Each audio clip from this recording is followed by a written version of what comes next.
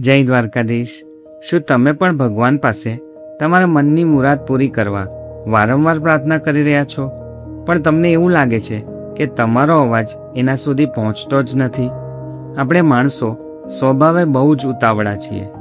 આપણને બધું જ અત્યારે અને આ જ ક્ષણે જોઈએ છે। જ્યારે આપણી મહેનતનું ફળ તરત નથી મળતું ત્યારે આપણે નિરાશ થઈ જઈએ છીએ અને આપણો વિશ્વાસ ડગમગવા લાગે છે। આપણે વિચારીએ છીએ કે કદાચ ભગવાન મારી પ્રાર્થના સાંભળતો જ નથી।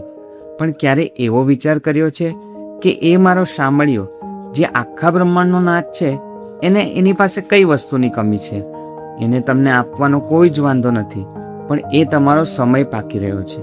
જ્યારે તમે કોઈ બીજ વાવો છો ત્યારે બીજે જ દિવસે એમાંથી ફળ નથી મળતું। એને ખાતર અને પાણી આપીને ધીરજથી રાહ જોવી પડે છે। દ્વારકાધીશની કૃપા પણ એવા જ એક બીજ સમાન છે। તમે અત્યારે જે સંઘર્ષ કરી રહ્યા છો, જે આંસુ વહાવી રહ્યા છો, એ બધું જ જોઈ રહ્યો છે।